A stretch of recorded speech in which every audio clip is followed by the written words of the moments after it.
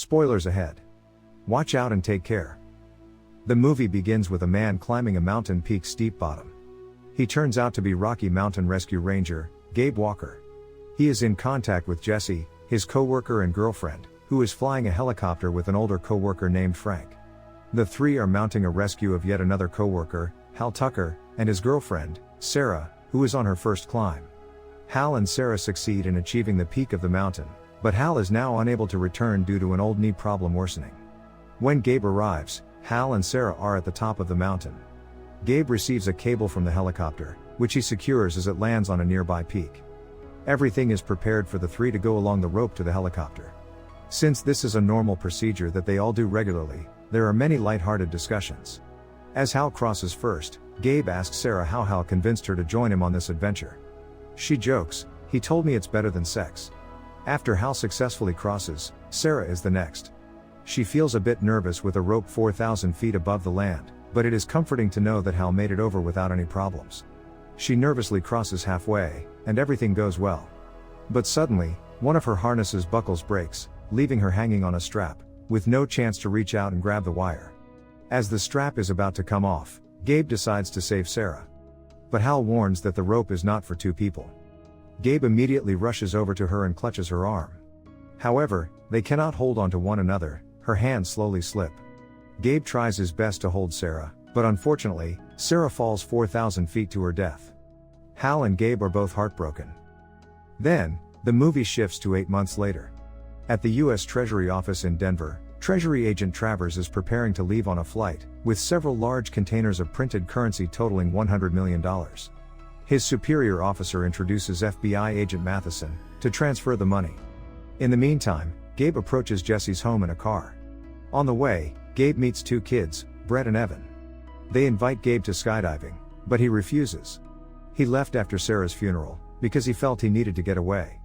He is now working in Denver. When Gabe meets Jessie, we learn their relationship is not going well.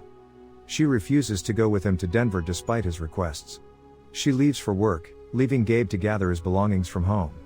On the Treasury plane, Matheson glances out the plane's window, and notices another plane flying beside them.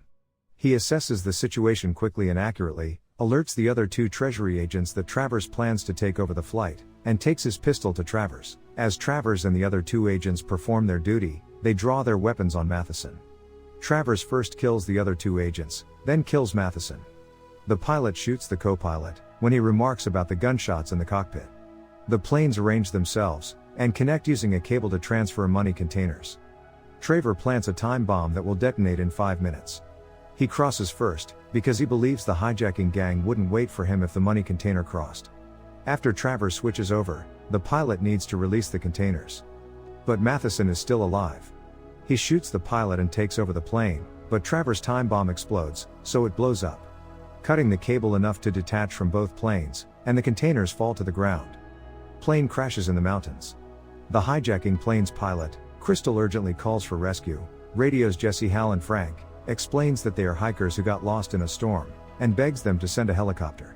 Hal decides to climb there, because they cannot send a helicopter due to the storm.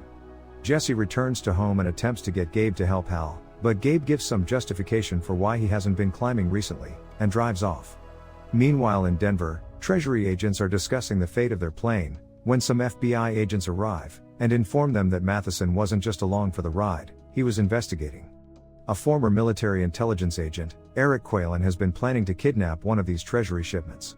Quaylen has the international contacts to profitably trade these currencies, even if they are in denominations that aren't distributed, and wouldn't be valuable to a regular thief. Quaylen's image is shown to the Treasury and the FBI. Sure enough, it is the primary criminal from the hijacking plane. Now Gabe seems to have changed his mind after speaking with Jessie, who is climbing the side of a mountain. At a level halfway up, he meets up with Hal, who still blames Gabe for Sarah's death, and isn't particularly thrilled to see him, and they climb to the top. When they reach, they are captured by Quaylen's gang. Hal and Gabe are supposed to take Quaylen and the 3 money containers to each of the 3 sites, using the tracking devices on the money containers. When they come to a location several hundred feet under the previous one, they send Gabe up to get it. Gabe's chances of escape are reduced, since Quaylen insists that he leave his coat behind and tie the rope around his legs.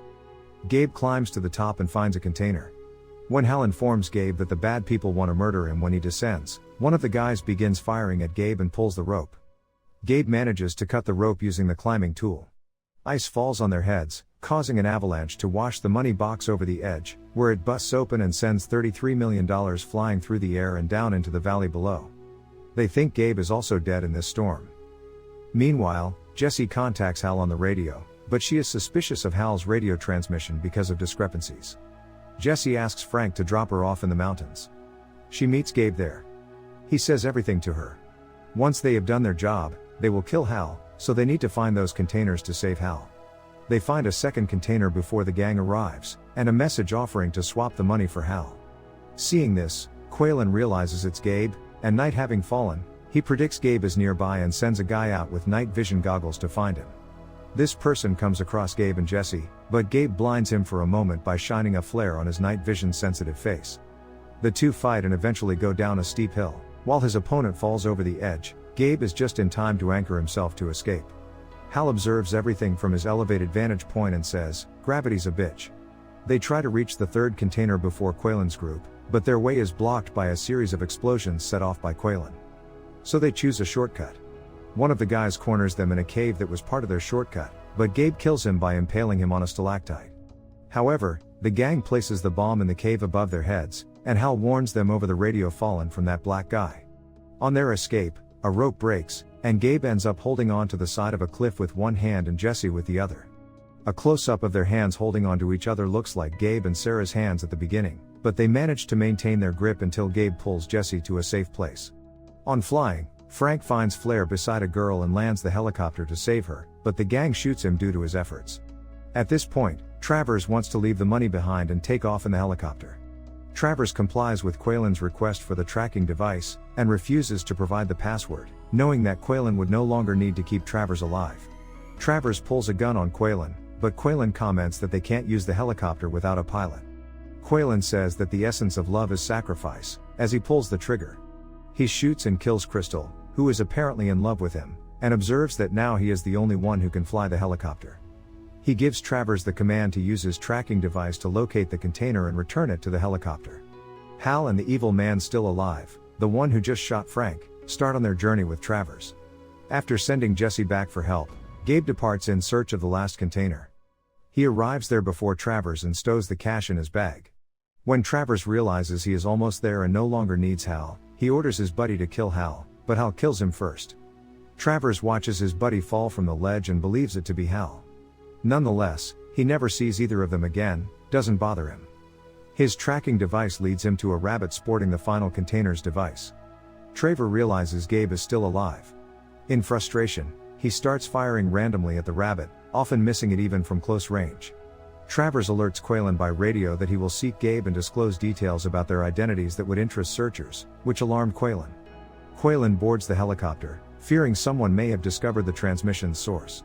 On another side, the FBI agents catch the information from Travers. On a search, Travers spots blood on a wooden bridge over a mountain stream. Suddenly, Gabe comes from under and pulls his legs.